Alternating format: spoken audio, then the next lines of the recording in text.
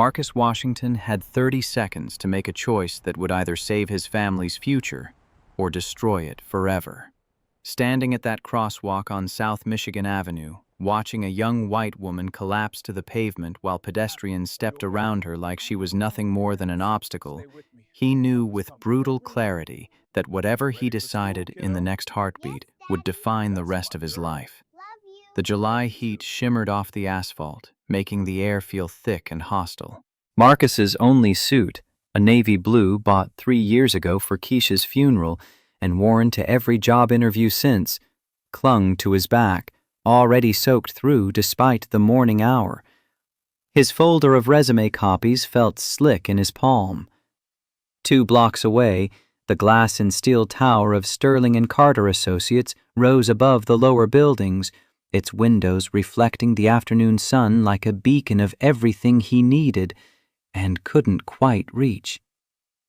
The woman on the ground tried to push herself up. Her movements were uncoordinated, weak. As Marcus watched, she lifted her head and her eyes, wide with confusion and fear, found his. 14 minutes. That was all the time standing between him and the interview that could pull him and Zara out of the hole they'd been living in for 3 years. 14 minutes to walk 2 blocks, check in at reception, straighten his tie, and become the kind of man who could provide his daughter with more than constant apologies and rationed good cheese. But those eyes, desperate, pleading, the way Keisha's must have looked on that road when the drunk driver hit her and kept going, when passing cars swerved around her broken body, because stopping might make them late, might complicate their day, might require them to be human beings instead of just commuters with schedules to keep. The light changed. The crowd surged forward into the crosswalk. Marcus's feet made the decision before his brain caught up. He was running. The morning had started with promise, which should have been Marcus's first warning. In his experience, hope was usually just a setup for disappointment. The alarm had gone off at 6:30, and for once Zara hadn't woken up crying from another nightmare about her mother. Small victories. That was what Marcus's life had become, a collection of moments that weren't actively terrible, strung together with prayer and stubbornness into something that resembled survival. Their apartment occupied the 2nd floor of a building on the south side, where the landlord took 2 weeks to fix the heat in winter, and the neighbors played music loud enough to rattle the walls on weekend nights. 2 rooms. A bedroom Marcus had given to Zara, decorating it with secondhand Disney posters and a bookshelf built from milk crates. A living room where Marcus slept on a couch that sagged in the middle and smelled faintly of the previous tenant's cigarettes, no matter how much he scrubbed it. A kitchen where the linoleum was peeling and the refrigerator ran loud enough to wake him on bad nights. A bathroom where the water pressure was a gamble and the toilet required jiggling the handle just right. $950 a month, due in 3 days. Marcus had $612 in his account. Zara appeared in the bathroom doorway while he was adjusting his tie, clutching the stuffed rabbit she'd had since she was 2. At 7 years old, she was small for her age, something Dr. Martinez at the community clinic had mentioned with concern during their last visit, the one Marcus had barely been able to afford even with the sliding scale fees. Her dark hair stuck up in the back where she'd slept on it wrong. Her pajamas, decorated with faded unicorns, were getting too short at the ankles again. Her eyes went wide. "Daddy, you look fancy." Marcus crouched down to her level, ignoring the protest from his knees. 3 years of working double shifts doing manual labor had left their mark on his 32-year-old body. "Big interview today, sweetheart, remember? The one that's going to make everything better." "Can I wear my fancy dress to school?" The question hit him sideways. Zara had one fancy dress, a pink thing with white lace that Marcus had found at the Goodwill on Halstead for $8. She wore it to church on Sundays and any other time she wanted to feel special, which was often enough that Marcus had learned to wash it by hand every week to keep it from falling apart. "You can wear whatever makes you happy, baby girl." but Mrs. Patterson is going to pick you up from school today and keep you until I get back, okay? It might be a little later than usual." Zara's face fell. She hated when he worked late, hated the parade of neighbors and church ladies who cycled through babysitting duties because Marcus couldn't afford consistent childcare. He hated it too. Hated the charity of it, the way it made him feel like he was failing at the most basic requirement of fatherhood. But hating something didn't make it unnecessary. "But you'll come get me for bedtime?" Her small hand found his, fingers curling tight. "Always." He kissed her forehead, breathing in the scent of the discount shampoo he watered down to make it last longer. "I promise." The promise hung in the air between them, weighted with all the other promises he'd made and kept through sheer force of will over the past 3 years. Since the accident that had taken Keisha and left him a widowed single father at 29. Since the medical bills from her final week in the hospital had devoured their savings and forced them out of their small house in Pilsen and into this apartment where the heat was unreliable and the neighborhood made him walk Zara to school every morning because he didn't trust the streets. Since he'd cobbled together a life from temp jobs and night shifts and whatever work he could find that would still let him be present for his daughter. This interview was supposed to change all of that. The position at Sterling and Carter Associates was entry-level, operations coordinator in their business consulting division. But it came with benefits, real benefits. Health insurance that would cover Zara's dental work, the cavities that had been growing for 6 months because the dentist wanted $800 Marcus didn't have. A salary of $48,000 a year, which felt like wealth compared to the $14 an hour he made doing data entry for temp agencies.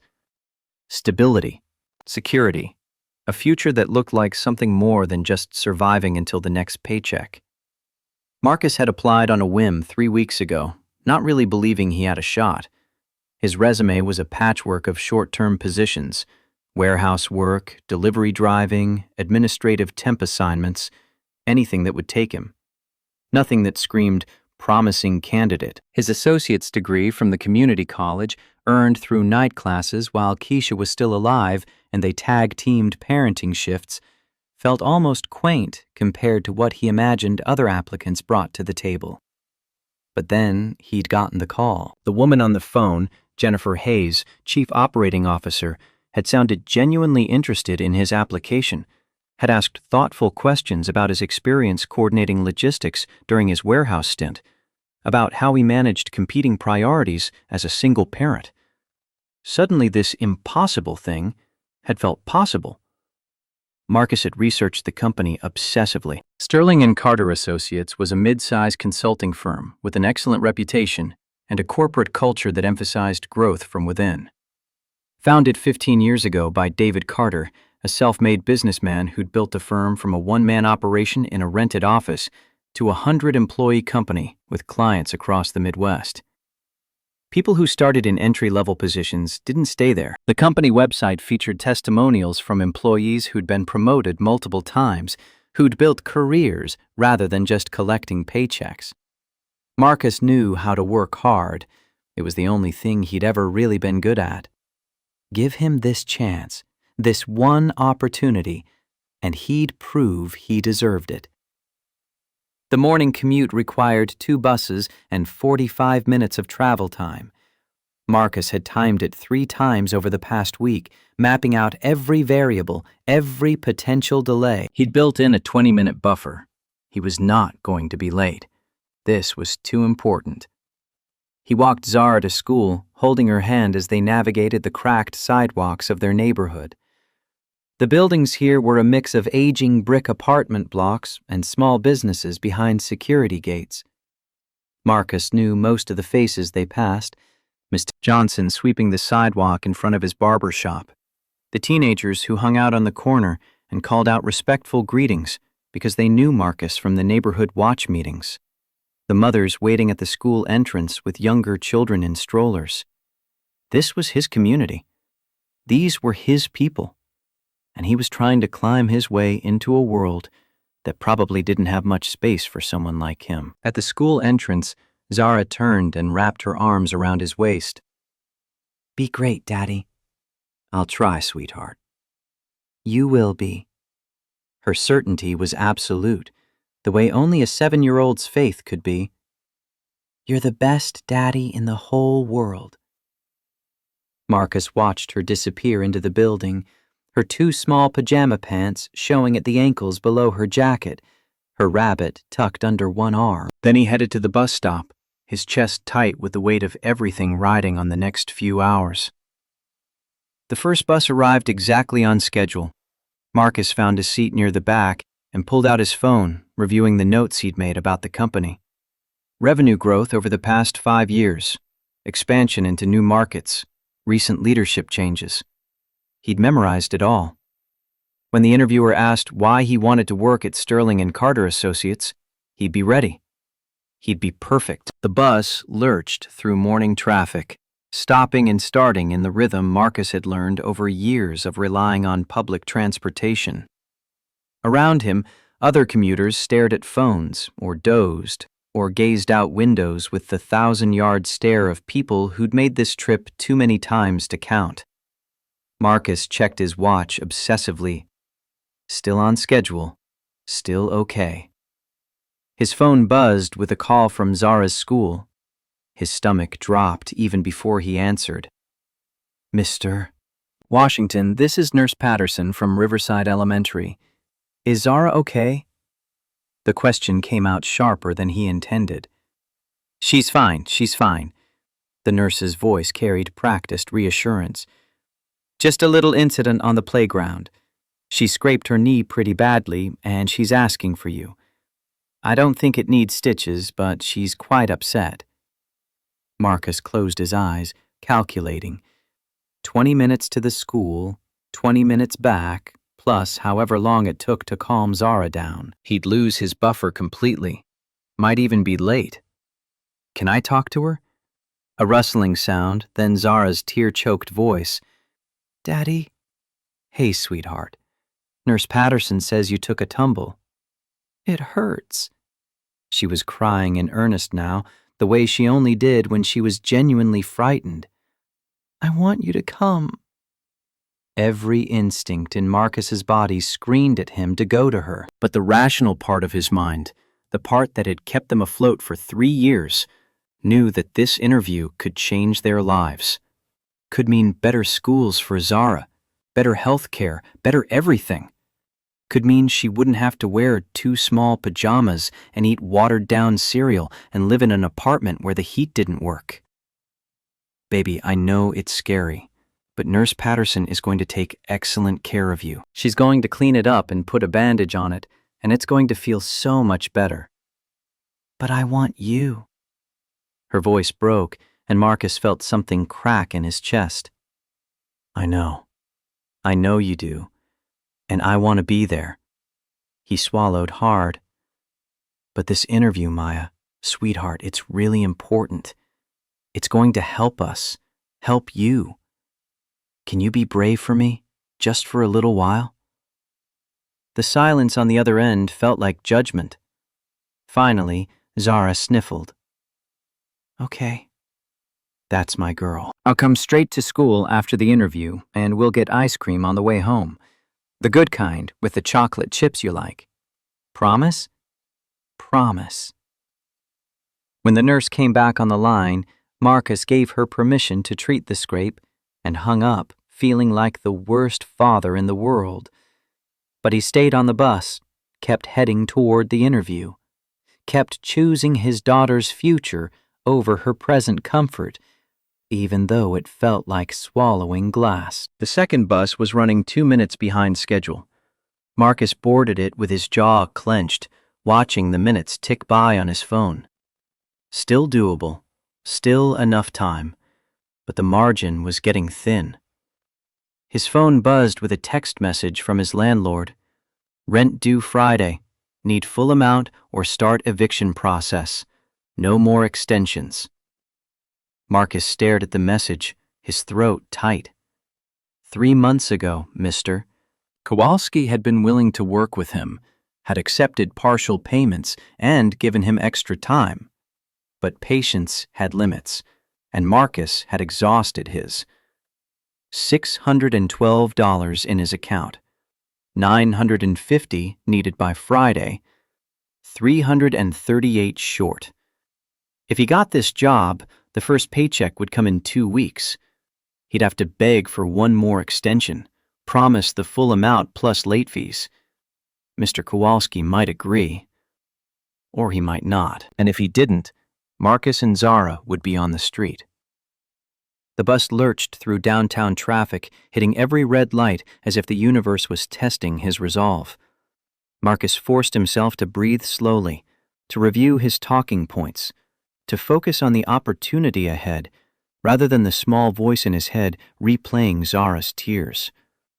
By the time he stepped off the bus at 1:40, his shirt was soaked through with sweat, and his nerves felt stripped raw. The Sterling and Carter Associates building rose before him, all glass and steel and corporate promise. Marcus straightened his tie, wiped his palms on his pants, and started walking. 3 blocks. He had 18 minutes. Plenty of time. The crosswalk signal turned red just as he approached the intersection at the second block. Marcus stopped, using the moment to check his reflection in a store window. Presentable.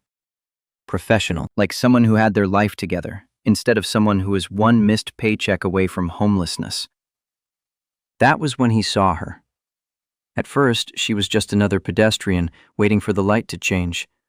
A young woman in professional attire, navy blue suit that probably cost more than Marcus's monthly rent, blonde hair pulled back in a sleek ponytail, leather briefcase that gleamed in the sunlight. Her expression was distant, strained, the kind of look that came from too many sleepless nights and too much coffee. But as Marcus watched, her posture shifted. She wavered, one hand reaching out as if searching for something to steady herself. The light changed. The crowd surged forward into the crosswalk. The young woman took 2 steps and collapsed. It happened so quickly that most people didn't even register it. Those who did simply moved around her, a river of humanity parting around an obstacle. Someone muttered something about day drinking. Someone else laughed, harsh and dismissive. Marcus stood frozen at the curb, watching this woman sprawled on the blistering pavement, clearly in distress, clearly needing help. The interview was 2 blocks away, 15 minutes until his scheduled time. He looked up at the Sterling and Carter Associates building, visible now above the lower structures, its windows reflecting the afternoon sun. He looked back at the woman. She was trying to push herself up, her movements uncoordinated and weak.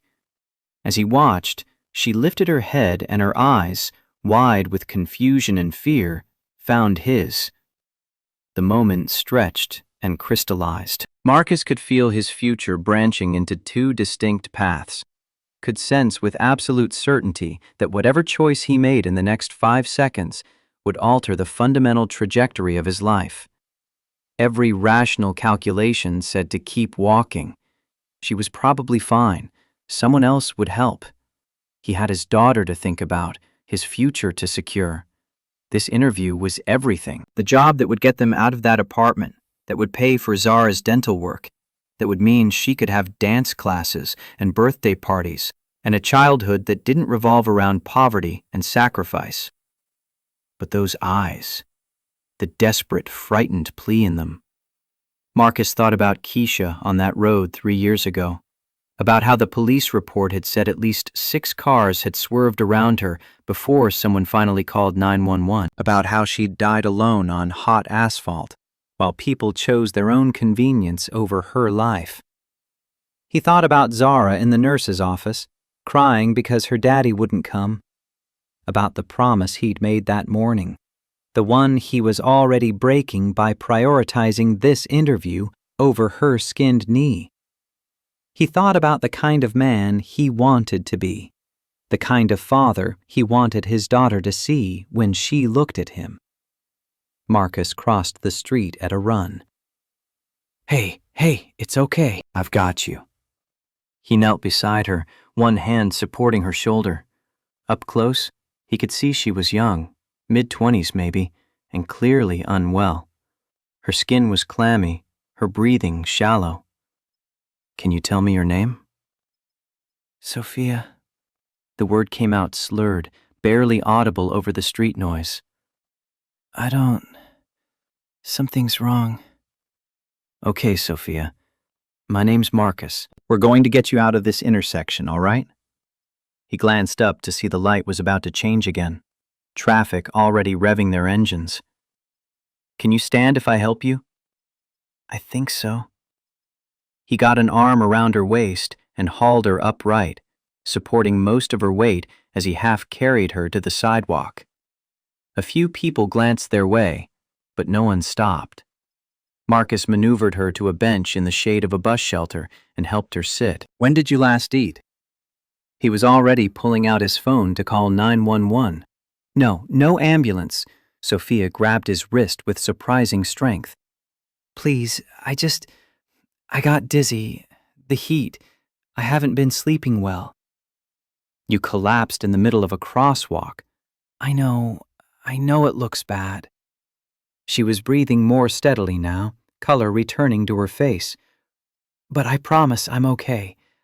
I just need to sit for a minute." Marcus studied her, trying to assess whether she was genuinely recovering or just convincing herself she was fine.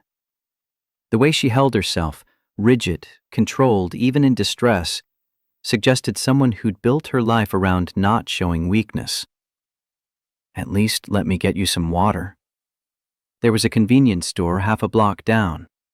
Marcus jogged there, acutely aware that every minute was eating into his interview window. He grabbed the coldest water bottle from the cooler and paid with bills from the emergency cash he kept in his wallet. Money that was supposed to last them through the end of the week. Money they needed for groceries and bus fare and the 1,000 small expenses that added up to survival. When he returned, Sophia had her head between her knees, breathing deeply. "Here." He twisted the cap off and pressed the bottle into her hand. Small sips. She drank gratefully. They sat in silence for a moment, watching the city move around them with indifferent haste. "You don't have to stay." Sophia's voice was steadier now, though still weak. "I'm sure you have somewhere to be." Marcus checked his watch. 1:58. The Sterling and Carter Associates building was still 2 blocks away. His interview was in 2 minutes. "It's fine." He heard himself say the words and knew they were a lie, but committed to them anyway. "It's not fine." Sophia turned to look at him fully for the first time, really seeing him. "I saw your face when I grabbed your wrist. You're going to be late for something important. Not as important as making sure you're okay." That's a kind lie. But there was something in her expression now, gratitude mixed with a bone-deep weariness that Marcus recognized from his own mirror. "What's your name again?" "Marcus.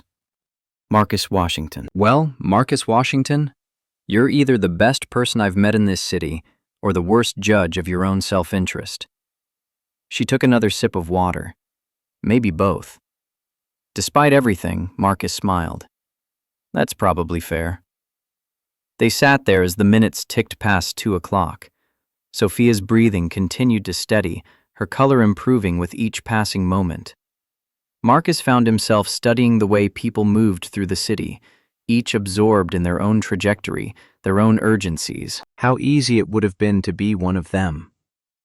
"You want to tell me what's really going on?" He kept his voice gentle. Sophia was quiet for a long moment. "You ever feel like you're drowning, but everyone around you thinks you're swimming just fine?" "Yeah," Marcus said softly. "Yeah, I know that feeling. I haven't slept more than 3 hours a night in weeks. I'm working 18-hour days trying to prove something I'm not even sure I believe anymore. And today She gestured helplessly. "My body decided it was done, I guess." "What are you trying to prove?" "That I earned my position. That I'm not just there because of who my father is." Sophia laughed, a bitter sound. Ironic, right? Most people would kill for the advantages I have, and I'm literally killing myself trying to prove I don't need them. Marcus thought about the interview he was missing, about the opportunity that had felt like his only chance at a better life. Sounds lonely. It is. Sophia met his eyes, which is probably why I'm telling all this to a complete stranger who saved me from getting run over. Happy to listen.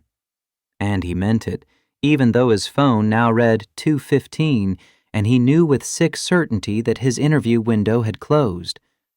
They talked for another 20 minutes. Sophia told him about the pressure of living up to impossible expectations, about a father whose love felt conditional on achievement, about the exhaustion of maintaining a perfect facade. Marcus found himself sharing pieces of his own story. Zara, the accident, the long climb from grief toward something like hope. When Sophia finally stood, steady on her feet, she looked at Marcus with an expression he couldn't quite read. You missed your interview, didn't you? There was no point lying. Yeah. God, I'm so sorry. Don't be. You needed help. That's what matters. That's not what matters to your daughter, though. Or your bank account. Sophia pulled out her phone. Let me at least call you a car to wherever you need to go. I'm fine. Bus works just as well. Marcus. Her voice was firm now, carrying an authority that suggested she was used to being obeyed. You gave up something important to help me. Let me do this one small thing. Pride warred with practicality. Practicality won, barely. Okay. Thank you. The car arrived within minutes. One of those sleek black sedans that Marcus had only ever seen from the outside. Sophia held the door open for him. I mean it. Thank you for stopping. For staying. She gestured vaguely. For treating me like a person instead of a problem. Take care of yourself, Marcus said. Really, take care of yourself. The world needs people who are willing to stop and help. Can't do that if you work yourself into the ground. Sophia smiled, sad and knowing. Right back at you. As the car pulled away, Marcus gave the driver the address of Zara's school. He'd meant what he said about ice cream. A promise was a promise, even if he could barely afford it now. Especially because he could barely afford it now. His phone buzzed with a notification, an email from Sterling and Carter Associates. Dear Mr. Washington, we regret to inform you that due to your absence from today's scheduled interview, we have moved forward with other candidates. We wish you the best in your future endeavors. Marcus read it twice, letting the words sink in. The finality of them. The door closing on the future he'd imagined. He should feel devastated, angry, something. Instead, he just felt tired. And underneath the exhaustion, something else. Something he didn't quite have words for yet. Not regret, exactly. Not quite peace, either. The certainty, maybe, that he'd made the only choice he could have lived with. The car glided through traffic toward Riverside Elementary, where his daughter waited with a scraped knee and the infinite faith that her father would always come when she needed him. Marcus leaned his head against the window and watched the city blur past, thinking about the woman he'd helped and the opportunity he'd lost, and the strange, immutable fact that sometimes the most important decisions we make are the ones we never really think about at all. We just act, and then we live with the consequences. Zara was waiting in the nurse's office when he arrived, her knee sporting a large bandage decorated with cartoon bears. Her face lit up when she saw him, and she launched herself into his arms with enough force to nearly knock him over. You came! The relief in her voice was palpable.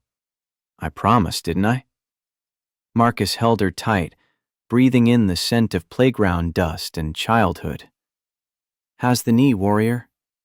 "Hurts less now." She pulled back to look at him, her expression suddenly serious. "Did you get the job?" Marcus hesitated, then decided on the truth. "I didn't make it to the interview, sweetheart." "Why not?" "Someone needed help. I stopped to make sure they were okay." Zara considered this with the gravity that children bring to moral questions. Was it the right thing to do? "I think so, yeah." "Then that's okay." She took his hand, complete confidence in her voice. "You'll get another chance." Marcus wished he had half her faith, but he smiled and nodded and thanked the nurse, and they walked out of the school into the brutal afternoon heat. "Ice cream?" Zara asked hopefully.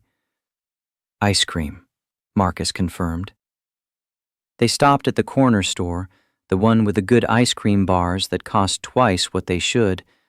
Marcus bought two, chocolate chip for Zara, plain vanilla for himself because it was cheaper, and they sat on the curb eating them while the city rushed past. "Daddy," Zara's voice was small. "Yeah, sweetheart?" "I'm glad you helped that person, even if it meant missing your interview." She licked melting ice cream off her fingers. "That's what heroes do." Marcus felt something break open in his chest, some tight knot of anxiety and regret loosening just enough to let him breathe. "You know what? I'm glad too." And sitting there on that dirty curb with his daughter, sticky with ice cream and facing an uncertain future, Marcus realized he meant it. He'd lost an opportunity, but he'd kept something more important. The part of himself that would always choose compassion over convenience, that would stop for a stranger in crisis, even when it cost him everything. Zara needed a father like that. The world needed people like that. He needed to be that person more than he needed any job. The realization didn't make their circumstances any easier. They still lived in a cramped apartment. He still had to figure out where next month's rent was coming from. The bills weren't going away just because he'd done the right thing. But for the first time in a long time, Marcus felt like himself. That night, after Zara was asleep in her room with her rabbit tucked under her chin, Marcus sat at their small kitchen table and opened his laptop. He needed to start job hunting again, needed to figure out the next move. But first, almost without thinking about it, he typed Sophia Sterling and Carter Associates into the search bar. The results loaded, and Marcus stared at the screen, his chest tightening. Sophia Carter, Assistant Director of Operations, Sterling and Carter Associates. Daughter of David Carter, CEO and founder. The woman he'd helped wasn't just some random professional having a bad day. She was the daughter of the man who would have been his boss, the daughter of the person who had ultimate authority over every hiring decision in the company. Marcus sat back, processing this information. Would it have changed anything if he'd known? Would he have stayed with her longer, been more solicitous, tried to leverage the moment into some kind of advantage? The thought made him feel vaguely ill. No. He'd helped her because she needed help. The rest didn't matter. But it was a strange coincidence. A small city getting smaller. Marcus closed the laptop and went to bed, his mind churning through scenarios he couldn't control. He had no way of knowing that across town, in a sleek office that overlooked the Chicago skyline, Sophia Carter was sitting at her desk well past midnight, reviewing security footage from the intersection where she'd collapsed. Watching a man in a cheap suit stop when no one else would. Watching him stay when he clearly needed to leave. She'd asked building security to identify him, and they'd found his interview appointment in the system, had cross-referenced it with his resume, his application, his entire professional history. Marcus Washington, single father, string of short-term jobs, associate's degree from the community college, Nothing that would normally make him stand out in a stack of applications. Everything that made him extraordinary. Sophia made a note in her phone, then another in her calendar. She had an idea, but it would require careful planning. Her father didn't make exceptions for people based on sentiment, and she'd need to make her case strategically. But if there was one thing Sophia had learned in her 26 years, it was how to get what she wanted when she believed in something strongly enough. And right now, she wanted to find out if the man who'd stopped to help her was as remarkable as he seemed, or if she was just desperate enough to see heroism in a simple act of human decency that shouldn't have been remarkable at all. The days that followed had a particular quality of grayness that Marcus had come to associate with setbacks. Not the dramatic darkness of genuine crisis, but the flat, muted exhaustion of having to start over again, from a position slightly worse than before. Monday morning, he spent 3 hours on the phone with temp agencies, his resume pulled up on the laptop screen while Zara watched cartoons in the next room. The apartment felt smaller than usual, the walls pressing in with the weight of bills that wouldn't wait and opportunities that had already passed. "Mr. Washington, I'm looking at your file here." The recruiter's voice was professionally pleasant, the kind of tone that managed to be both friendly and completely impersonal. "I see you completed the warehouse assignment back in April. How did that go?" "Fine." "Good. They offered to extend it, but the night shift schedule wasn't compatible with my daughter's school hours." Marcus had already explained this twice to 2 different people at the same agency, but he kept his voice patient. "I'm looking for something with daytime hours, stable if possible." Of course. "The challenge is that most of our stable placements require more specialized skills or longer-term availability." A pause, the sound of typing. "I do have a 2-week data entry position starting Wednesday. Pay is $14 an hour. Downtown location." $14 an hour? Marcus did the math automatically. After taxes and bus fare, barely enough to cover their basic expenses. Nothing left over for Zara's dental work, or the security deposit on a better apartment, or any of the 1,000 small emergencies that constituted their normal life. "I'll take it." "Excellent. I'll email you the details and the client contact information. And, Mr. Washington, keep checking back with us. Things come up all the time." Marcus thanked her and hung up, staring at the ceiling and trying to summon something like optimism. 2 weeks of work. Then he'd be back to the same position, making these same calls, hoping for something better while settling for whatever came. Wednesday afternoon, his phone rang with an unknown number. He almost didn't answer. Collectors had his number, along with 3 different agencies trying to negotiate payment plans on Keisha's medical debt. But something made him pick up. "Mr. Washington, this is Jennifer Hayes from Sterling and Carter Associates." Marcus's hand tightened on the phone, his mind racing. "Yes? I'm calling on behalf of our executive team. We'd like to invite you to come in for a meeting this Thursday at 10 a.m. if you're available." For a moment, Marcus couldn't process the words. A meeting. Not an interview, but still. "I'm sorry, I thought the email said you'd moved forward with other candidates." "Yes, well, circumstances have changed. Are you available Thursday?" Every instinct told Marcus this was strange. Companies didn't reach back out to candidates they'd already rejected, especially candidates who'd completely missed their scheduled interviews. But he wasn't in a position to question good fortune, however unexpected. "Yes, I'm available." "Wonderful. I'll send you a confirmation email with the details. We're looking forward to meeting you, Mr. Washington." After she hung up, Marcus sat staring at his half-eaten sandwich, trying to make sense of what had just happened. The confirmation email arrived minutes later, straightforward and professional. "Thursday, 10 a.m. Ask for Jennifer Hayes at the reception desk." He'd be meeting with the executive team, which seemed like overkill for an entry-level administrative position. But maybe that was just how Sterling and Carter operated. That night, Marcus told Zara about the callback while they ate dinner at their small kitchen table. She was working her way through mac and cheese, the kind from a box that cost 89 cents, with the focused determination of a hungry 7-year-old. So they want to talk to you anyway, even though you missed the first time? Looks like it. Because you helped that lady? I don't know, sweetheart, maybe. Or maybe they just had other interviews fall through. But Zara had already decided on her narrative, her face bright with certainty. It's because you were a hero, Daddy. Heroes always get second chances in stories. Marcus reached across the table and ruffled her hair, marveling at her uncomplicated faith in cosmic justice. I hope you're right, baby girl. Thursday morning arrived with the same oppressive heat that had characterized the entire summer.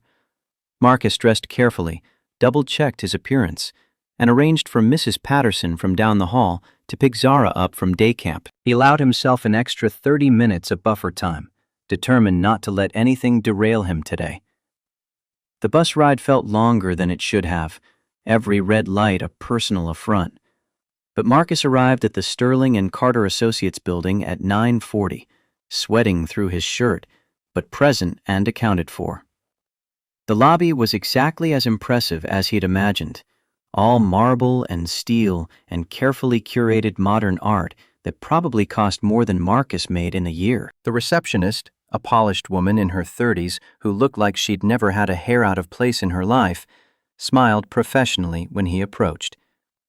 I'm here to see Jennifer Hayes, Marcus Washington. I have a 10 o'clock.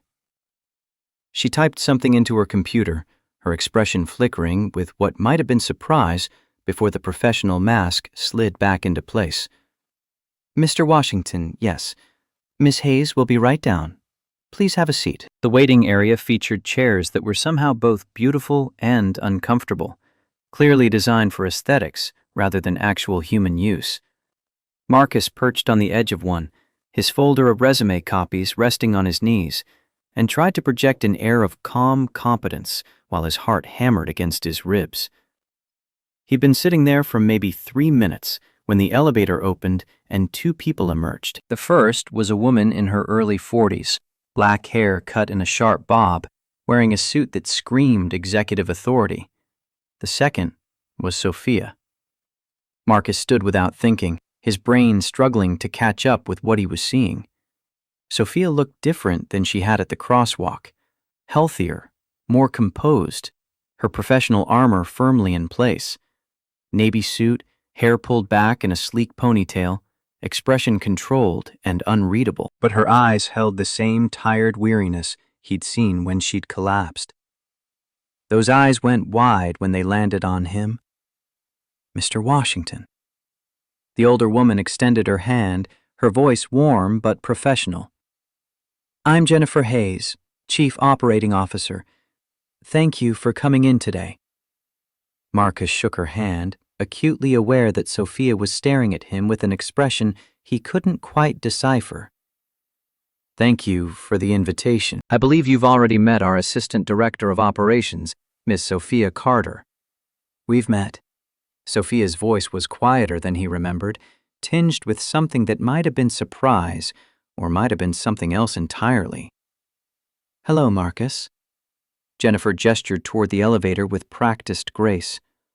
Why don't we head upstairs where we can talk more comfortably, Mr. Washington? Can I get you anything? Water? Coffee? Water would be great, thank you. They rode the elevator to the 7th floor in silence that felt heavy with unasked questions. Marcus kept his eyes forward, hyper-aware of Sophia standing just to his left. What was happening here? Had she requested this meeting? Was this some kind of elaborate thank you for helping her? Or something else entirely? The conference room they entered was designed to intimidate.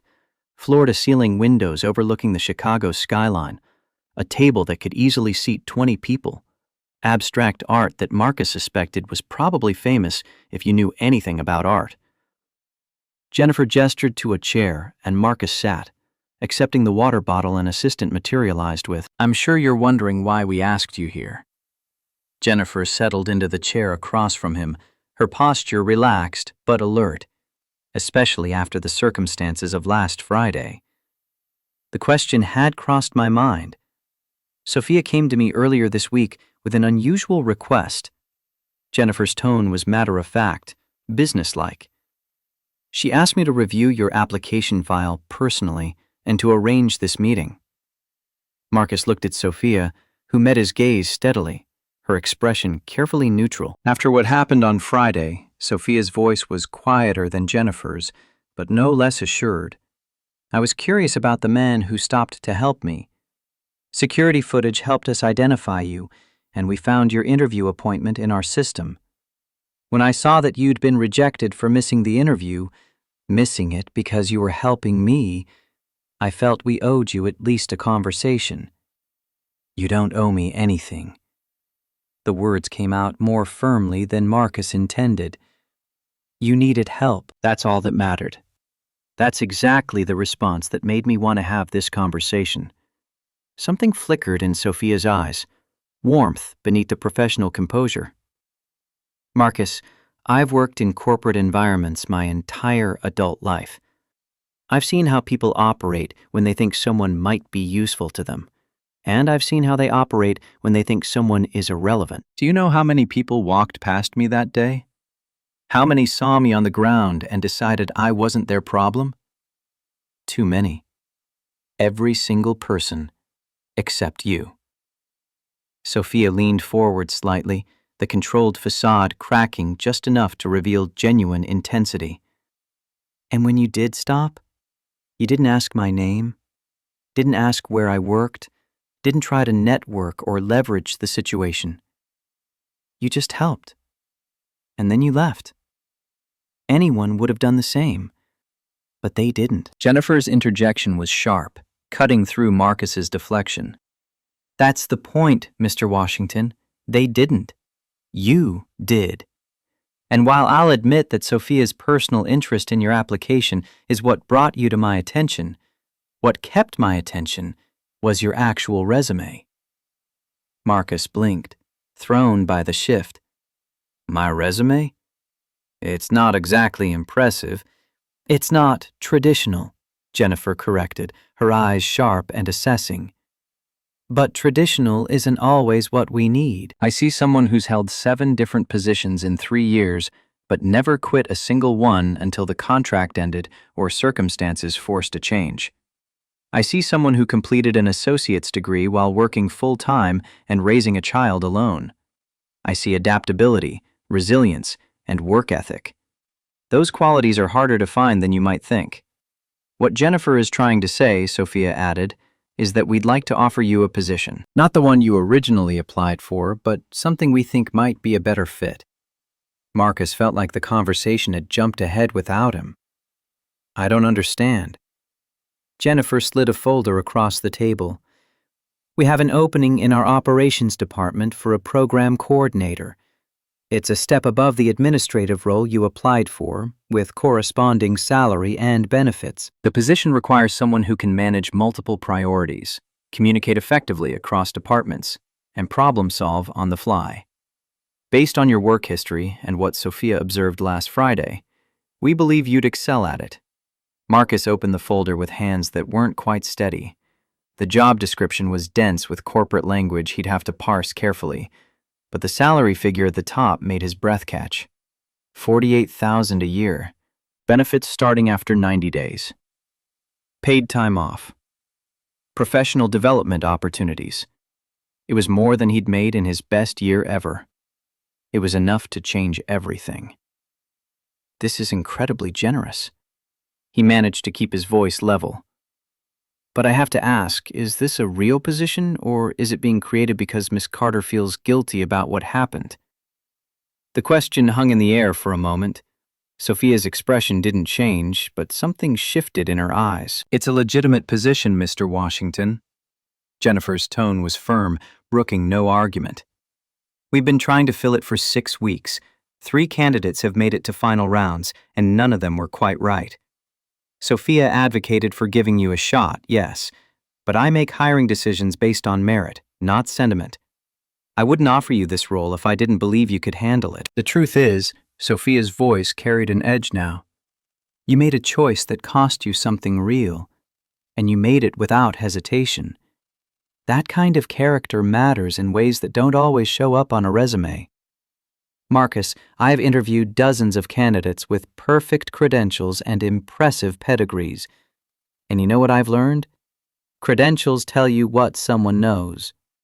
Character tells you who they are. Marcus looked down at the job description, the words blurring slightly as his mind raced through implications and possibilities. This could mean stability for Zara. Could mean health insurance and dental care and an apartment in a neighborhood where she could play outside safely. Could mean a future that looked like something other than perpetual struggle. But it also felt too easy, too convenient, too much like charity dressed up as opportunity. Can I be honest with you both? Please. Jennifer's expression was open, attentive. I'm not used to things working out. I'm not used to people going out of their way to help me, especially people with the kind of power and resources you have. Marcus met Sophia's eyes, then Jennifer's. And I'm worried that if I take this position, I'll always wonder if I earned it, or if I'm here because of a chance encounter at a crosswalk. Sophia was quiet for a moment. When she spoke, her voice was soft, but carried weight. I understand that concern. I've spent my entire career trying to prove I'm not just here because of my last name, that I didn't get my position handed to me because my father owns the company. So let me ask you something. If we'd never met, if you'd made that interview on Friday and interviewed with the hiring manager for the administrative position, do you think you would have gotten the job? Marcus considered the question honestly. I don't know. Maybe. I'm a hard worker, and I'm good at what I do, but there were probably other candidates with more relevant experience, better education, stronger networks. Exactly. Sophia's intensity sharpened.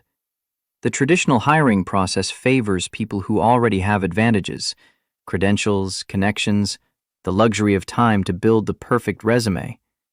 You're right that you might not have gotten that job through conventional means, but does that mean you don't deserve a job?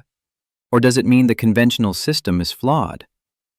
I think, Jennifer interjected, what Sophia is trying to say is that every hire requires someone to take a chance on someone else.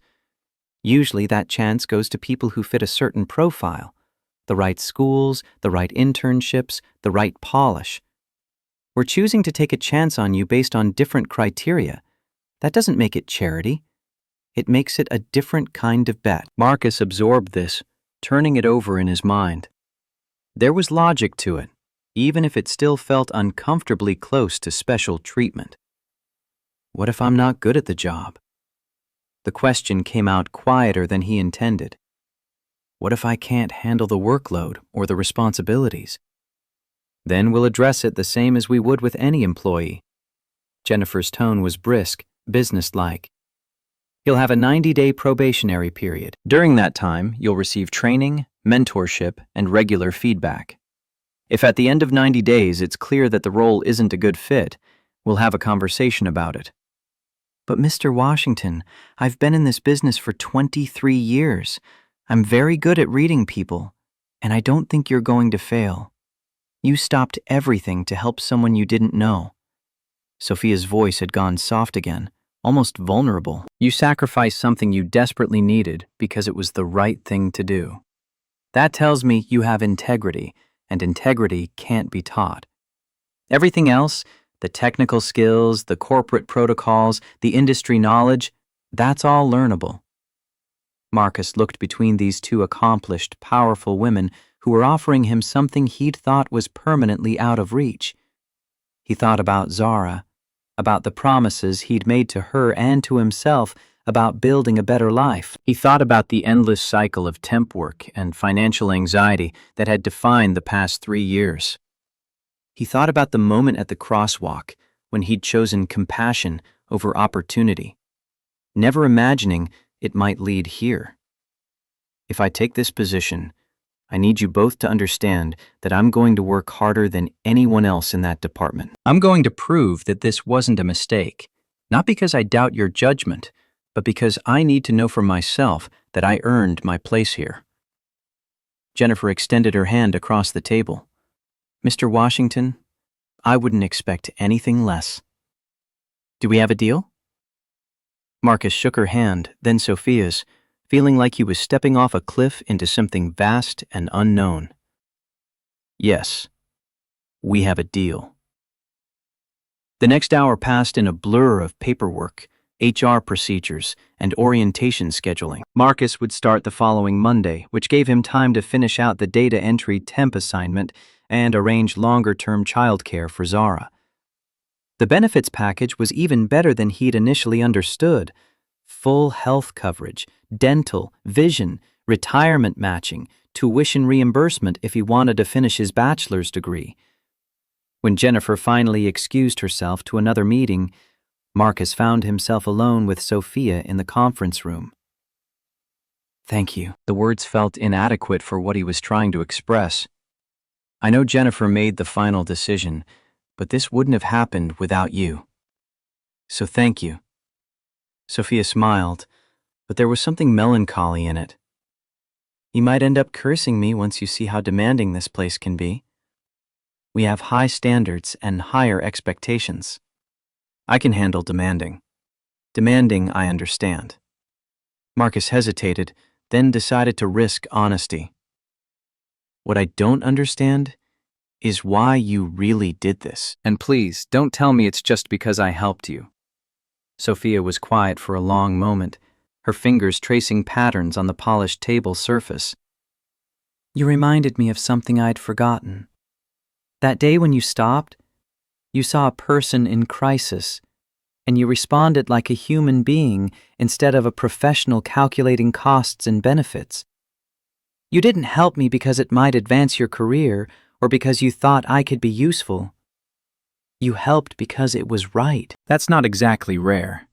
It's rarer than you think, especially in environments like this. Sophia gestured to the building around them, the corporate trappings of success and ambition. I've been drowning for months in a culture that values productivity over humanity, that measures worth in billable hours and profit margins. And then there you were, the stranger who sacrificed something precious to make sure I was okay. It mattered, Marcus. It mattered more than you know. Are you doing better? Since that day, I mean. Are you taking care of yourself?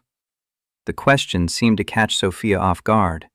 Her professional mask slipped for just a moment, and Marcus saw the exhausted, overwhelmed woman from the crosswalk. I'm trying. I had a long conversation with my father, set some boundaries, started seeing someone to talk through things. It's a work in progress. That's good.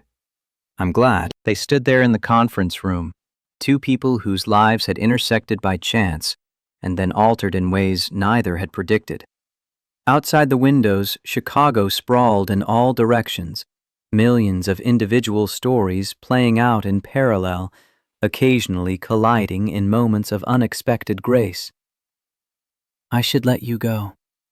Sophia's voice was professional again, the vulnerability carefully packed away. I'm sure you have things to arrange before Monday. Yeah. Childcare logistics are going to be interesting. Marcus picked up his folder of now unnecessary resume copies, then paused. Sophia, for what it's worth, I think you're going to be okay.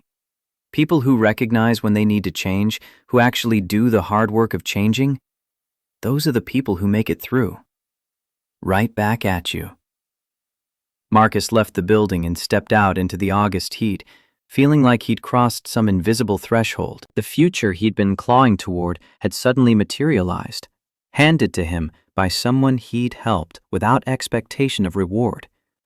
It should have felt like victory, and it did, mostly, but underneath the relief and excitement ran a thread of something else. The weight of responsibility, the awareness that he now had something to lose again. He called Mrs. Patterson first, asking if she'd be able to provide full-time care for Zara starting next week. Then he called, How do you feel about your dad starting a new job on Monday? A real job, with benefits and everything? The interview worked. They gave you the job? Something like that. Marcus hugged her back, breathing in the scent of summer camp sunscreen and playground dust and uncomplicated joy. Things are going to get better, sweetheart. I promise. You always keep your promises. Her certainty was absolute, unwavering. Lucas hoped she was right. The lobby felt different now that he was walking in as an employee rather than a desperate job candidate. Still intimidating, but accessible in a way it hadn't been before. The morning passed in a whirlwind of introductions, system logins, and information overload. Marcus met his direct supervisor, Victoria Hayes, a woman in her early 50s with sharp eyes and a no-nonsense demeanor that made it immediately clear she had high standards and limited patience for excuses. He met his team members, a mix of experienced coordinators and newer hires, who ranged from welcoming to warily neutral. He received his laptop, his phone, his access cards, and enough passwords to make his head spin. Through it all, he kept his expression professional and his attention focused, taking notes and asking questions and trying to absorb everything fast enough to be useful. Victoria pulled him aside after the initial orientation, her dark eyes assessing. I don't care. Don't call me ma'am. Victoria works fine. Marcus took the folder back to his new desk, a cubicle in an open office area with a view of other cubicles and fluorescent lights, and started reading. The Hartman proposal was dense with industry jargon and technical specifications, but the basic structure was comprehensible. Sterling and Carter would provide strategic consulting on organizational restructuring, process optimization, and change management implementation. Timeline, 6 months. Budget, but also moments of competence, of successfully navigating a challenge, of earning a nod of approval from Victoria or a friendly smile from a teammate. Marcus worked harder than he'd ever worked in his life, arriving at 6:30 each morning and staying until 7 most evenings. He took work home to study after Zara was asleep, determined to prove he belonged here, to justify the faith that had been placed in him. Victoria noticed. 3 weeks in, she cornered him after a late evening email exchange. Washington, you're going to burn yourself out before your probation period ends if you keep this pace. I'm fine. Just want to make sure everything's done right. There's a difference between thoroughness and anxiety. Her expression was uncharacteristically gentle. You were hired because we believe you can do this job. Start believing it too. Easy advice to give. Harder to internalize when you'd spent years on the edge of financial disaster, when stability felt like something that could be snatched away at any moment. Among his teammates, one stood out for his particular coldness. Derek Williams was a coordinator in his early 30s, white, with the polished confidence of someone who'd never had to question whether he belonged in professional spaces. He was professionally cordial to Marcus's face, but the skepticism underneath was impossible to miss. Interesting that they're trying character-based hiring now. Derek's comment came during a team meeting in week 2, ostensibly directed at no one in particular, but clearly meant for Marcus to hear. Wonder how that experiment will work out. Marcus said nothing, just worked harder. He'd catch Derek in conversations with other colleagues, voices lowered but not quite low enough. Diversity hire. Let's see how long he lasts. The comments stung, partly because they echoed Marcus's own doubts, partly because they reduced his hiring to tokenism rather than potential. But he'd learned long ago that the best response to skepticism was performance. So he performed. Sophia maintained professional distance throughout those first weeks. Marcus would see her occasionally in the hallway or in larger meetings, and they'd exchange polite nods, but she seemed to be deliberately avoiding one-on-one interaction. He told himself it made sense. She was the assistant director, he was entry-level. There was no reason for their paths to cross regularly. But sometimes he'd catch her watching him during department meetings, her expression unreadable. And once, working late on a Friday evening when most people had already left for the weekend, she'd passed by his cubicle. You're here late. Hartman presentation Monday. Want it perfect? Sophia paused, her professional armor softening slightly. It already is. Go home to your daughter, Marcus. The use of his first name felt deliberate, intimate in a way their previous interactions hadn't been. Their eyes met and held for 2 seconds longer than purely professional, and Marcus felt something shift in the air between them. A recognition, maybe, of the connection they'd formed at that crosswalk. Then Sophia's expression shuddered, and she walked away quickly, her heels clicking against the tile floor. Marcus tried not to read too much into the moment. She was the boss's daughter. He was nobody. Whatever he thought he'd sensed was probably just wishful thinking. By week 6, Marcus had found his rhythm. The work was still challenging, but he'd built systems to manage the competing priorities, had learned which colleagues to go to for different kinds of information, had earned enough of Victoria's trust that she'd started assigning him more complex coordination tasks. The Hartman Tech proposal had evolved from an abstract concept to a concrete project that would launch in October if they won the bid. Marcus's role was coordinating between the various teams working on different aspects of the proposal, ensuring everyone had the information they needed, that deadlines were met, that nothing fell through the cracks. It wasn't glamorous work, but it was essential, and Marcus was good at it. Week 8 brought the major presentation to Hartman's executive team. Victoria had assembled the proposal over the past month with input from consulting, operations, and finance departments. On the Friday before the Monday presentation, she sent Marcus the draft to review. Need your fresh eyes on this, Washington. Make sure we haven't missed anything obvious. Marcus took the document home that evening and read through it carefully, making notes as he went. The overall strategy was sound, the timeline realistic, the budget justified. But when he got to the risk mitigation section, he stopped. The proposal identified potential risks: client-side delays, resource allocation conflicts, scope creep. But the contingency plans felt thin. Generic language about building buffer time and maintaining flexibility, without concrete mechanisms for actually managing those risks. If Hartman's approval processes got bottlenecked, which the proposal acknowledged as a likely scenario, how would Sterling and Carter actually navigate that? What escalation protocols would they follow? What alternative pathways existed if the primary decision-makers were unavailable? Marcus stared at the section, his mind racing. He could point this out, acknowledge the weakness, and offer to help strengthen it. But doing so would mean admitting in front of Victoria, Jennifer, and potentially other senior leaders that the proposal wasn't ready. Would make him look critical, negative, maybe even presumptuous for a coordinator with only 8 weeks of experience. Or he could stay quiet, hope nobody else noticed the gap, protect his own position by not making waves. Marcus thought about what he'd told Sophia and Jennifer in that conference room, about working harder than anyone else, about proving this wasn't a mistake, about needing to earn his place.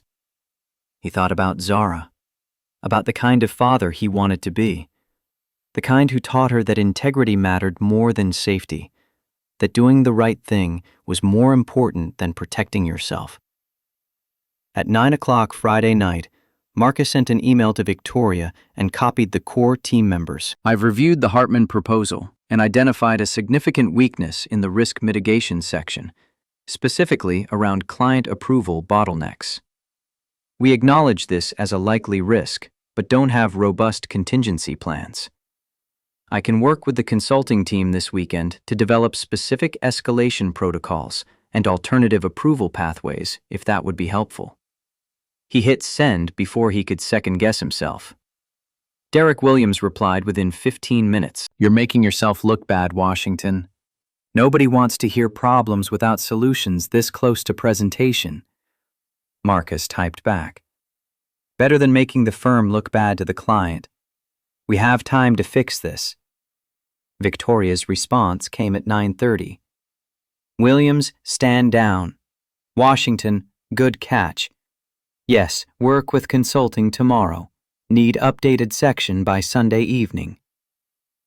Marcus spent Saturday morning with Zara at the park, then put her down for quiet time and opened his laptop. The consulting team lead, a woman named Patricia Morrison, was surprisingly receptive when he called to discuss the issue. By Sunday evening, they'd developed a comprehensive risk management framework with specific protocols for different failure scenarios. Monday morning arrived with Marcus's nerves stripped raw. The presentation was scheduled for 10 a.m. in the largest conference room. When he arrived at 9:30 to set up, he found the room already occupied. Victoria stood at the head of the table, reviewing materials. Jennifer Hayes sat to her right, tablet open. Sophia occupied a chair near the window, her expression controlled and professional. And in the chair at the very head of the table sat a man Marcus recognized from the company website, David Carter, CEO and founder, Sophia's father. He was in his late 50s, with silver hair and the kind of presence that commanded attention without effort. Sharp eyes that seemed to take in everything at once, assessing, evaluating. Mr. Washington. Victoria gestured him in. "We're ready when you are." Marcus's hands were steady as he connected his laptop to the projector, but his heart hammered against his ribs. David Carter's presence changed everything. This wasn't just a proposal presentation anymore, it was an evaluation.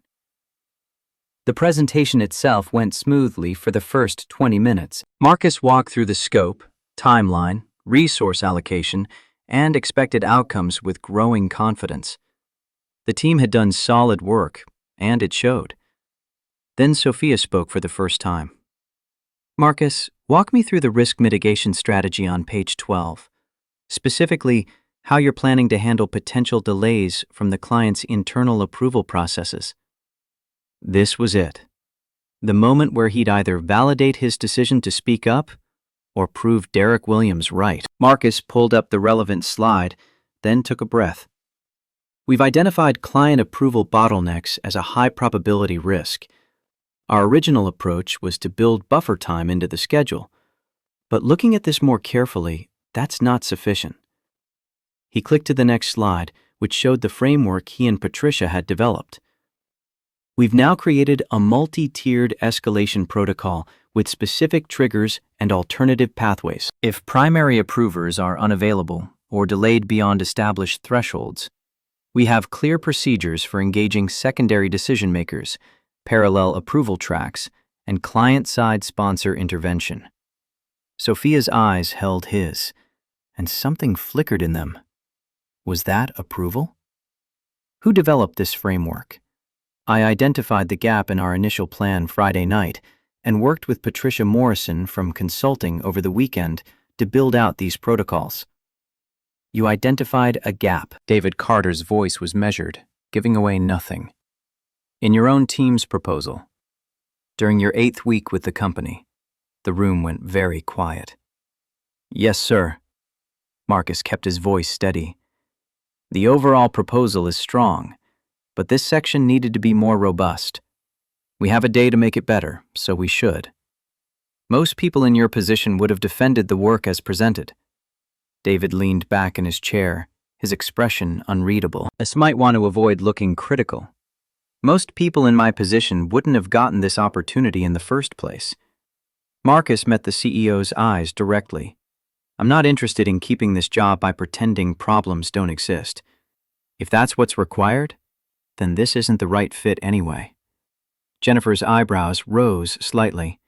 Sophia looked like she was trying not to smile. Victoria's expression remained professionally neutral, but Marcus thought he detected approval in her eyes. David Carter was quiet for a long moment, studying Marcus with an intensity that felt like being X-rayed. Then he nodded slowly. "Continue." The presentation became a working session, the team dissecting the proposal and strengthening weak points. Marcus coordinated the discussion, taking notes and ensuring every concern was addressed. By the time they finished, 90 minutes later, they had a substantially improved document. As people filed out, David Carter lingered behind. "Mr. Washington, I'm looking forward to our conversation at your 90-day review." He left before Marcus could respond. Victoria clapped him on the shoulder as she passed. "Good work, Washington. Risky, but good." When the room finally cleared, Marcus sagged against the table, adrenaline draining from his system. His phone buzzed with a text from Derek Williams. "That was either the smartest thing you've ever done or the dumbest. Guess we'll find out in a few weeks." Marcus pocketed his phone without responding. He'd made the choice he could live with. That was what mattered.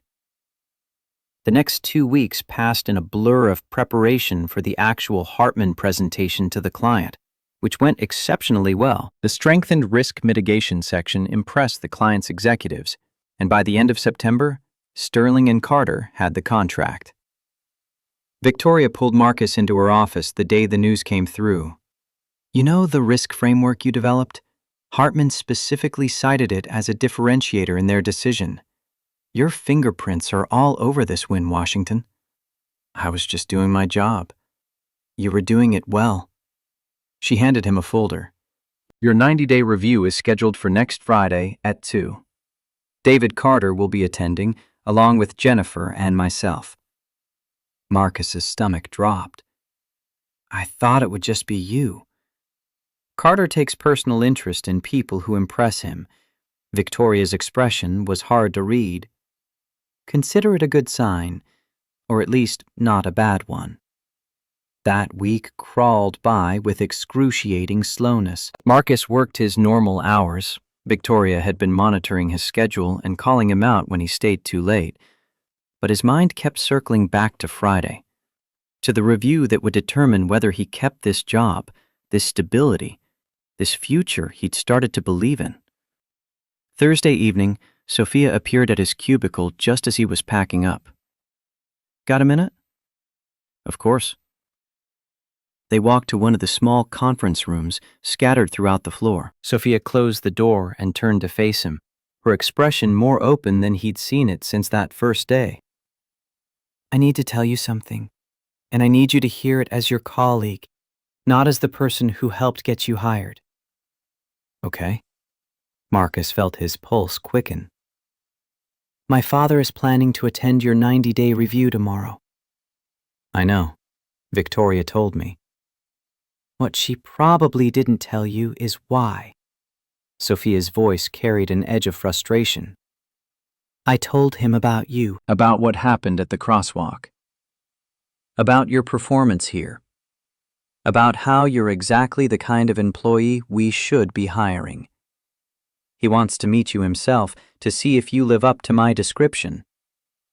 "That's..." Marcus struggled to find words. "That's going to make everything so much more complicated." "I know. I tried to talk him out of it, but when he gets an idea in his head..." She trailed off helplessly. "I'm sorry. I thought you should know ahead of time rather than being ambushed." Marcus sank into a chair, his mind racing. A 90-day review was already high stakes enough without adding the CEO into the mix. What does he want from me? Honestly, I'm not sure. He's been talking a lot lately about values-based hiring, about finding people with character instead of just credentials. I think you represent something to him, some validation of that philosophy. Sophia sat down across from Marcus. "But it's also possible he wants to verify that I wasn't just being sentimental, that you really are as good as I've said. No pressure then.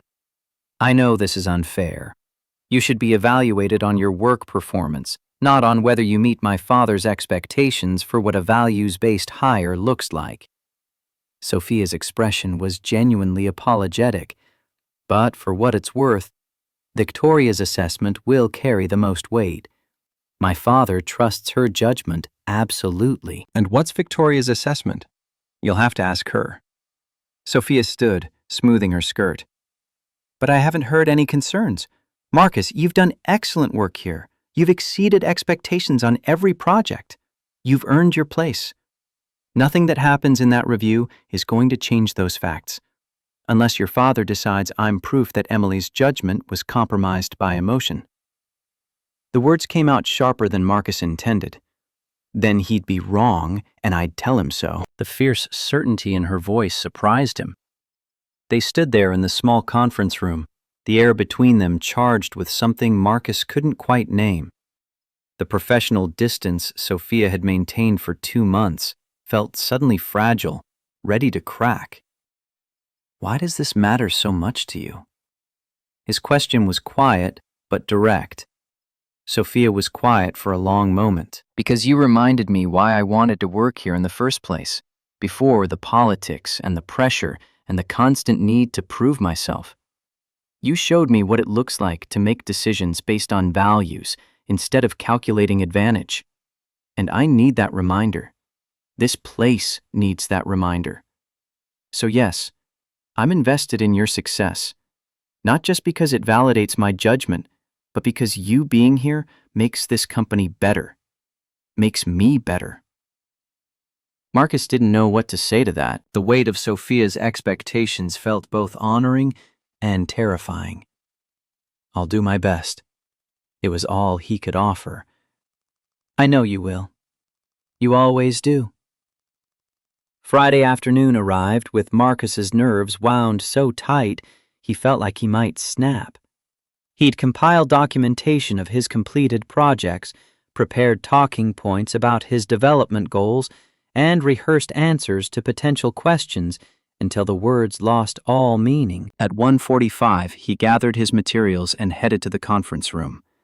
Victoria was already there, reviewing something on her laptop. She looked up when he entered. "You look like you're about to face a firing squad." "Feels like it." "It's not. Sit down, Washington. Let's talk before the others arrive." Victoria closed her laptop and gave him her full attention.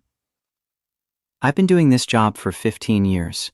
I've conducted more 90-day reviews than I can count, and I can tell you with absolute certainty that yours is going to be one of the easiest. Sophia said the CEO is coming.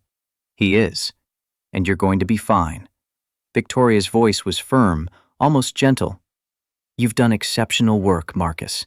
You've tackled every challenge I've thrown at you. You've built strong relationships with your teammates. You've shown exactly the kind of judgment and character this company values.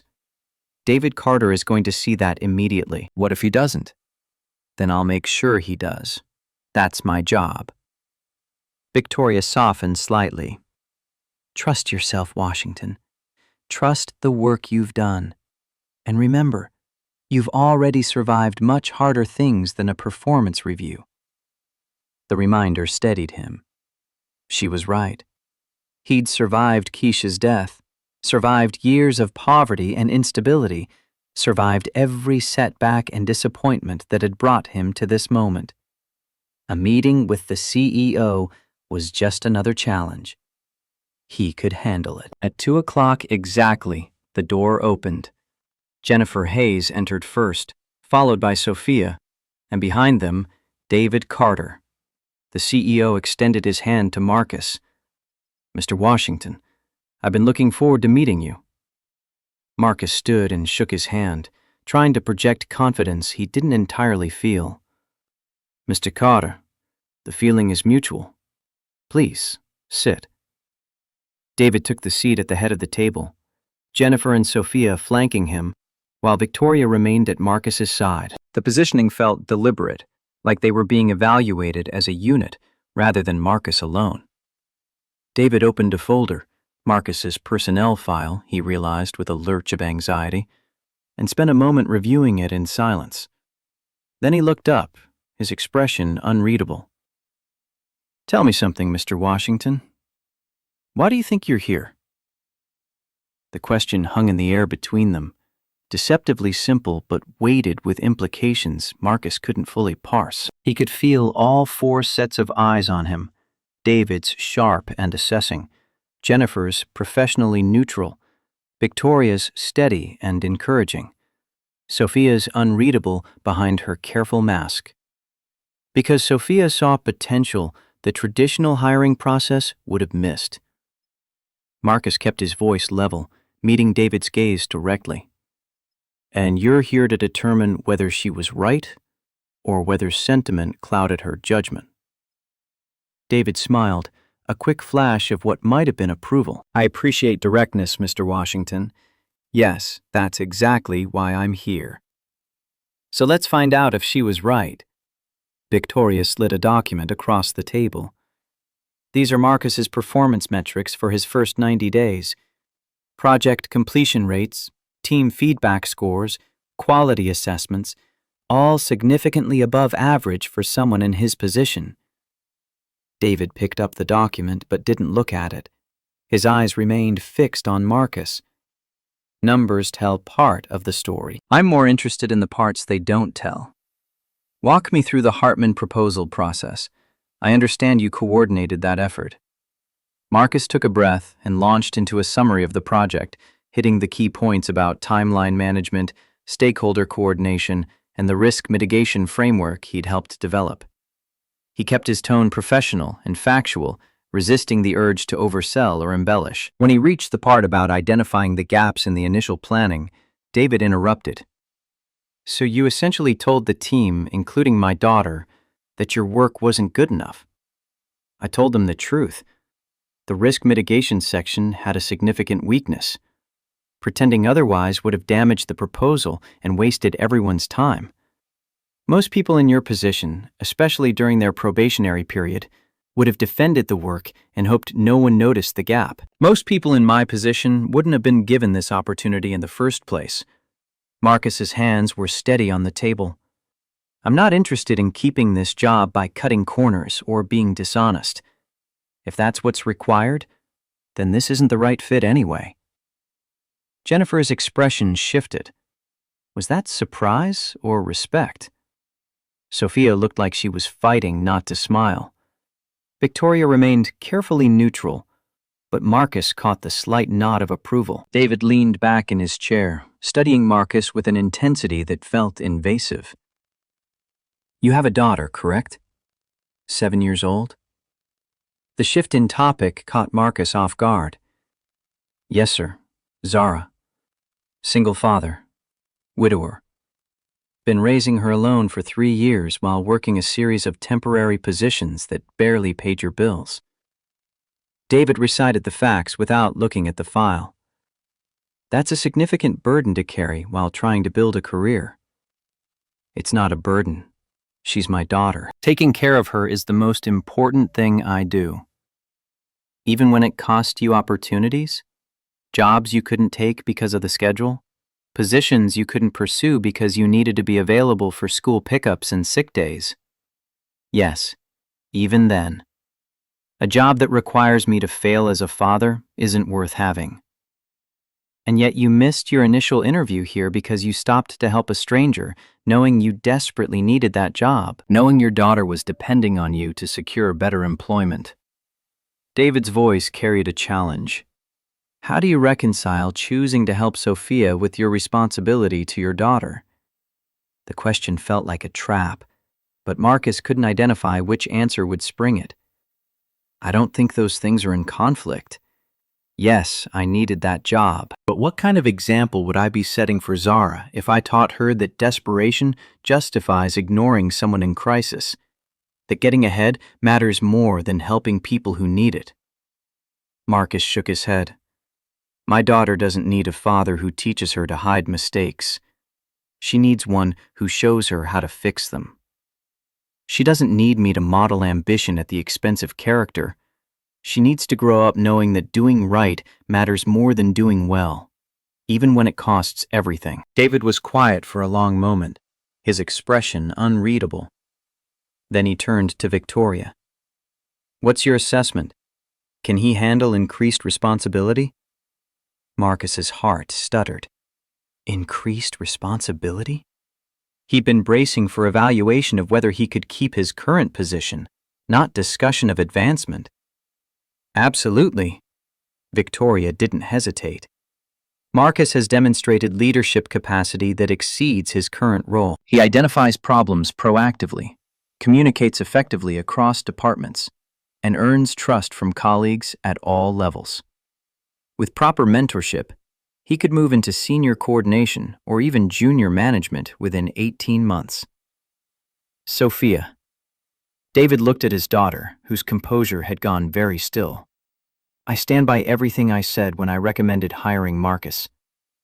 Her voice was measured, but carried conviction. He brings exactly the kind of integrity and judgment we claim to value, but rarely prioritize in our hiring processes.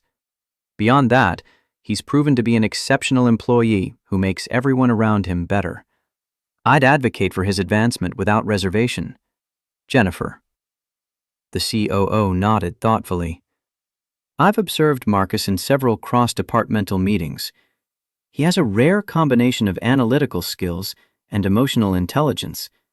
He reads people well, anticipates needs, and manages conflict without drama. Those are qualities we can develop in terms of specific expertise, but the foundation is already there. David turned back to Marcus, and something in his expression had shifted, warmth breaking through the professional assessment. You're hearing 3 senior leaders tell me you're ready for more responsibility. How do you feel about that? Marcus struggled to process what was happening. Honestly, overwhelmed. I've been focused on proving I can handle my current job. I haven't thought much beyond that. That's natural when you've been in survival mode. David's tone had gone almost gentle. Here's what's going to happen. Your probationary period is successfully complete. You're now a permanent employee of Sterling and Carter Associates with all corresponding benefits and protections. He paused, and Marcus felt the world narrow to this moment, this room, these words. Additionally, we're moving you into a senior program coordinator position with a salary adjustment to $62,000 annually, effective immediately. The number hit Marcus like a physical impact. $62,000, nearly $20,000 more than his current salary. Enough to move to a better neighborhood, to afford dance classes and birthday parties, and all the experiences Zara had been missing. Life-changing money. I don't know what to say. Say you'll accept the position. Jennifer's slight smile was knowing. And say you'll work with Victoria to develop sustainable boundaries so you don't burn out before we benefit from your potential. I accept, and I will. Thank you, all of you. Marcus looked around the table at these people who'd taken a chance on him. I won't let you down. We know. Victoria's voice carried certainty. That's why we're promoting you. David stood, and everyone else followed suit. Mr. Washington, I'm developing a leadership development program, identifying high-potential employees and providing intensive mentorship. Your name came up in preliminary discussions. Nothing concrete yet, but I wanted you to know you're on our radar. Thank you, sir. I appreciate the confidence. Thank my daughter. David's expression softened as he looked at Sophia. She's been advocating for this kind of program for months. You gave her the proof she needed. After David and Jennifer left, Marcus sank back into his chair, feeling like he'd just survived something transformative. Victoria gathered her materials. Congratulations, Washington. You've earned this. She paused at the door. But I'm monitoring your hours. If you slip back into unsustainable patterns, we're having a conversation. Clear? Crystal clear. Good. Now call your daughter. After Victoria left, Marcus found himself alone with Sophia. She was still sitting across from him, professional composure intact, but something vulnerable showing through. That was intense. That's one word for it. Sophia's smile was genuine. I had no idea my father was planning to turn your review into a company values discussion. Did you know about the promotion? Not specifically. I knew they were discussing it, but not that he'd announce it today. She leaned forward slightly. Marcus, you deserve this. You've earned it through your work here. Your father said you nearly worked yourself to death trying to prove you belonged. Is that true? Sophia's expression shifted, vulnerability breaking through. Yeah, it's true. I was working 18-hour days, 7 days a week, telling myself that if I just exceeded every expectation, people would stop seeing me as David Carter's daughter and start seeing me as competent. She smiled sadly, and then I collapsed on a crosswalk and realized I was destroying myself for the approval of people whose opinions shouldn't matter that much. But you're doing better now? I am. Therapy helps. So does having boundaries. And so does having someone in this building who sees me as human instead of just a resume or a connection. Sophia met his eyes. You asked once why this mattered so much to me. The truth is, watching you work with your integrity intact reminds me why I wanted to be here. You make me believe we can build something worth the sacrifices. I'm just trying to do good work and take care of my daughter. That's exactly why it matters. Sophia stood. Congratulations on the promotion. You're going to be great. She left before he could respond. The months that followed brought changes Marcus navigated with growing confidence. The promotion came with expanded responsibilities, managing larger projects, mentoring junior coordinators, serving on cross-departmental teams. Victoria's prediction proved accurate. Marcus adapted quickly, his organizational skills translating well to increased demands. He also maintained better boundaries. Left by 6 most days, stopped checking emails after 8, took full lunch breaks. Projects still got completed. The world didn't end. By December, Marcus and Zara had moved to a new apartment, 2 bedrooms in a neighborhood with trees and a park within walking distance. Zara got her pink room with new posters and a real bed frame. Marcus got a bedroom of his own for the first time in 3 years. Zara started dance classes at the community center, her face bright with joy every Thursday when Marcus picked her up. The dental work got done, $800 paid without choosing between that and groceries. Christmas that year was everything Marcus had hoped for. A real tree with lights. Actual presents, a bicycle for Zara, art supplies, books, the sparkly dance costume she'd been eyeing. When she woke Christmas morning and saw everything, her squeal of delight made Marcus's throat tight. This is the best Christmas ever, Daddy. It's pretty special. He pulled her close. You deserve this, sweetheart. We figured it out together. Her wisdom at nearly 8 never ceased to amaze him. That's what family does. The work itself grew more complex and rewarding. Marcus led the implementation of the Hartman Tech project, coordinating between consulting teams and client stakeholders. When the 6-month engagement concluded successfully in March, Hartman's CEO specifically cited the risk management framework in their satisfaction survey. Your fingerprints are all over this win, Washington. Victoria handed him the client feedback. Keep this up and you'll be running your own projects by year-end. Eric Williams, who'd been skeptical during Marcus's early months, approached him after a team meeting in April. Washington, I was wrong about you. You've earned every bit of respect you've gotten here. Marcus shook his hand, surprised by the acknowledgement. I appreciate that.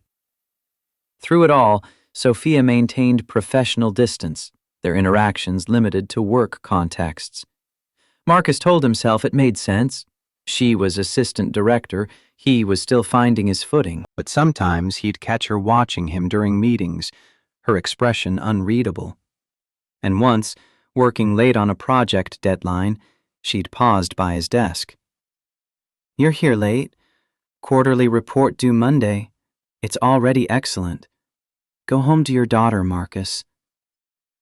The use of his first name felt deliberate, intimate.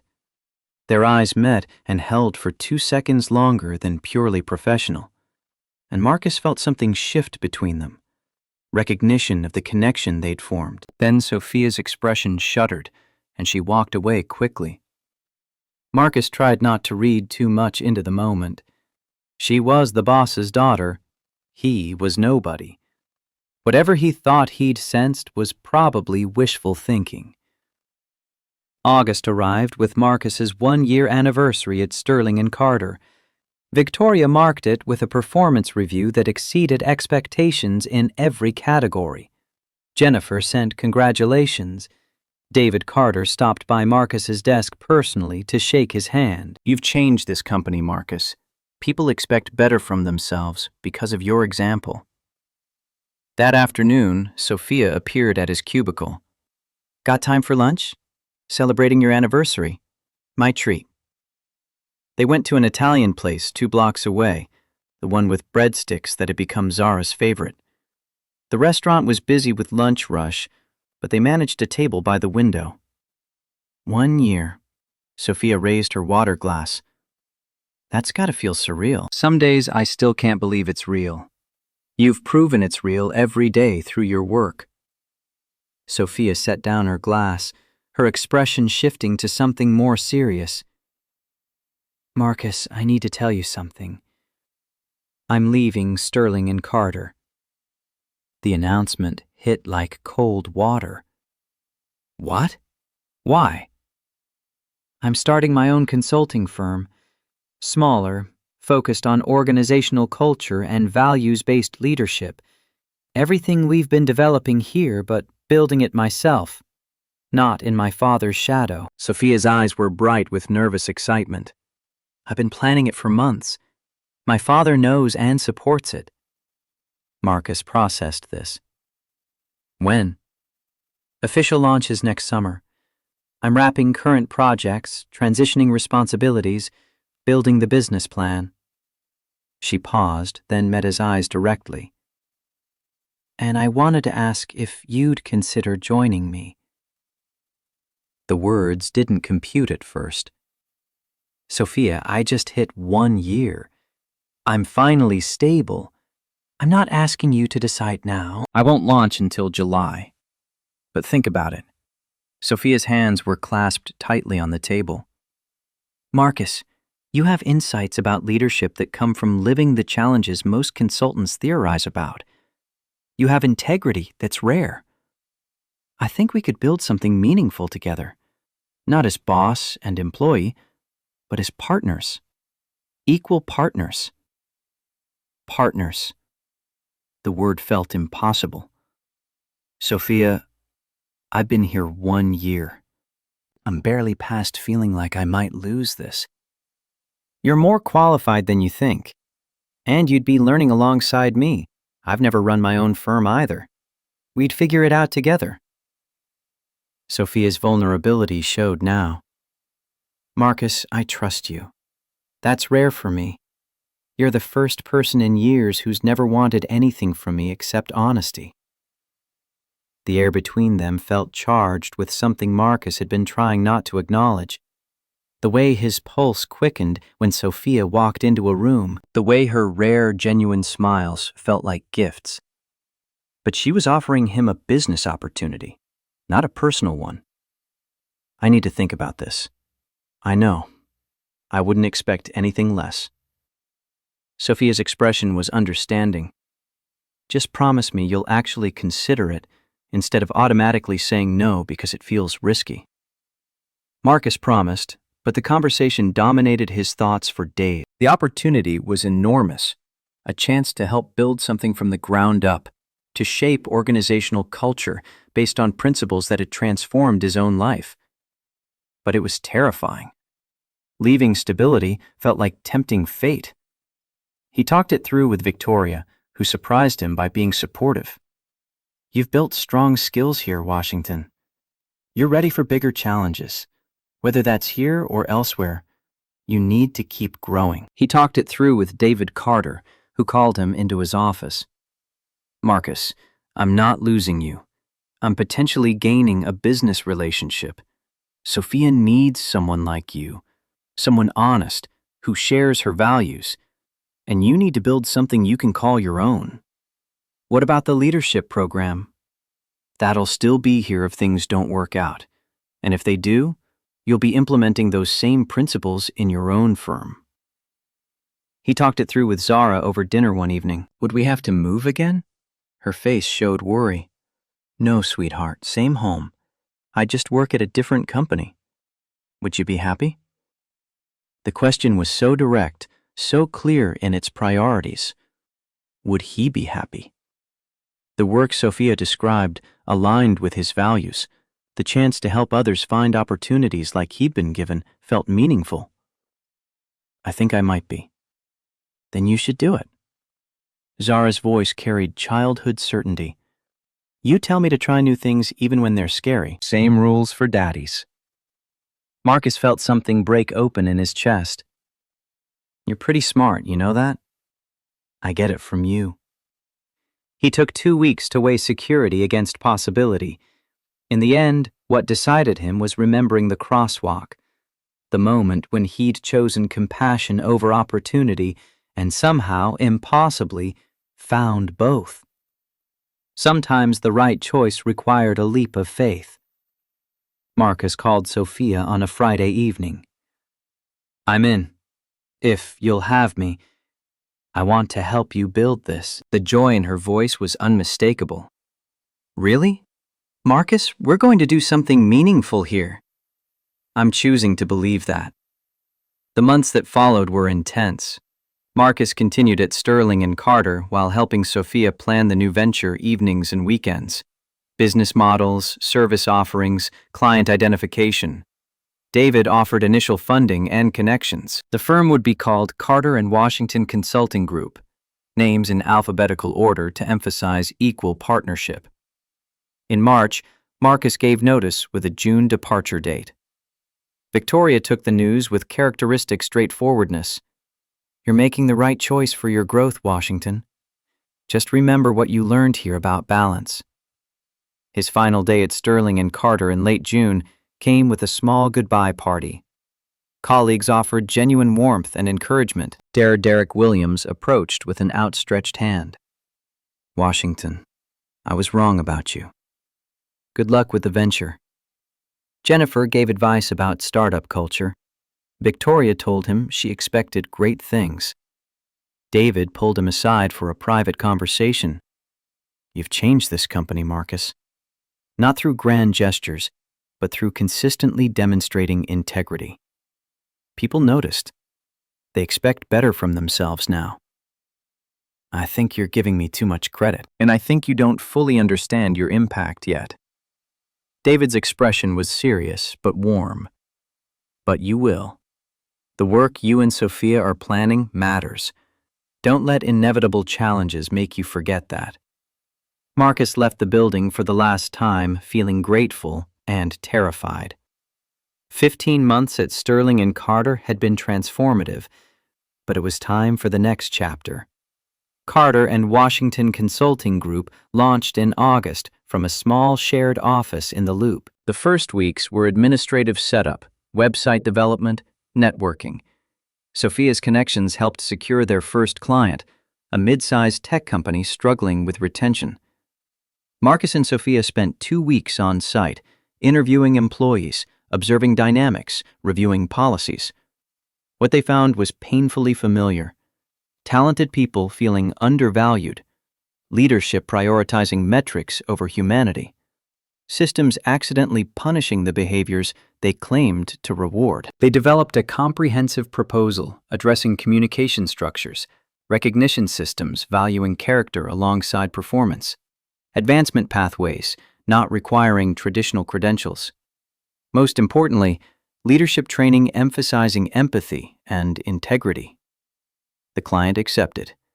Marcus and Sophia spent 3 months implementing changes. The transformation wasn't immediate or total, but it was real. Employee satisfaction rose. Retention improved. The CEO sent a testimonial that became their marketing foundation. More clients followed through fall and winter. By spring, they'd hired 2 junior consultants, both from non-traditional backgrounds, both given chances they might not have gotten conventionally. One afternoon in early June, Marcus sat in a coffee shop near his apartment, meeting with a young man named Michael Thompson, 28, black, single father to a 6-year-old, working 3 part-time jobs. A mutual friend from Marcus's church had connected them. I'm not sure what I can do. Michael's voice carried exhaustion Marcus recognized. My resume's all over the place. No degree, no connections. Every interview, I'm competing with people who have everything I don't. Marcus listened to the familiar litany: childcare struggles, transportation challenges, constant calculation of which bills to pay first. He heard his own story from 2 years ago. Can I tell you something? Marcus leaned forward. 2 years ago, I was exactly where you are. Temp jobs, barely surviving. What changed? Someone saw potential where others saw risk. Someone willing to bet on character instead of credentials. Marcus pulled out a business card. We're hiring at my firm. Entry-level consulting coordinator. It's not glamorous, but it's a start. And Michael, I see in you what someone saw in me. The resilience, the determination, the integrity of someone who keeps showing up when everything feels impossible. Michael stared at the card. Why would you do this? You don't know me.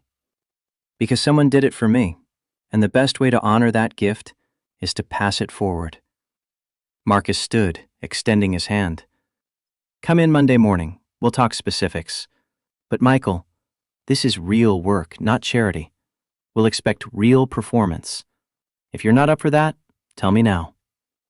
I'm up for it. Michael's handshake was firm, his eyes bright with hope tempered by experience. I won't let you down. I don't think you will. Walking home, Marcus thought about circles and cycles, about grace flowing through him to someone else who needed it. This was what building something meaningful looked like, not just profitable business, but a model for how organizations could operate with humanity intact. That evening, with Zara reading in her room and twilight settling over Chicago, Marcus reflected on the journey from Crosswalk to here. 2 years ago in July, he'd been desperate and struggling. Now he had meaningful work with a partner he trusted, financial stability, and a daughter thriving in ways he barely dared hope for. Life doesn't owe us second chances. The thought formed clear in his mind. But when we choose integrity over advantage, sometimes it gives us something extraordinary. He'd stopped at a crosswalk when everyone else walked by. That choice had led him to partnership, to meaningful work, to a future he'd never imagined.